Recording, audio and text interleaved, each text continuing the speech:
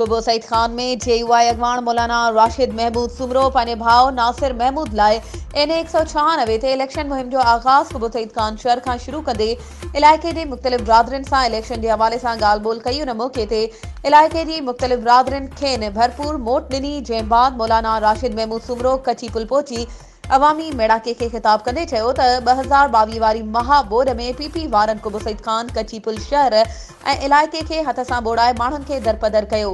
हाणे बिलावल ऐं PP जा नुमाइंदा NA 196 ऐं PS 14 ते माण्हुनि खां वोट कीअं वठण ईंदा। हिन इलाइक़े वासियुनि खे ख़िताब कंदे चयो त NA 196 ते JUI अगवान नासिर महमूद सुमरो ऐं PS 14 ते JDA अगवान मीर मुज़फ़र खान रोही खे वोट ॾेई कामयाब कयो त जीअं ॾुखी महल अव्हां सां गॾु हूंदा। इलेक्शन 2024 जे सिलसिले में तव्हां बि पंहिंजे तक जे पसंदीदा उम्मीदवार खे कामयाब बणाइण ऐं इलेक्शन मुहिम में सपोर्ट करण लाइ CN न्यूज़ ते इश्तिहार ज़रिए पंहिंजे उम्मीदवार जी चूंड मुहिम में हिस्सो वठी सघो था त पोइ देर छाजी।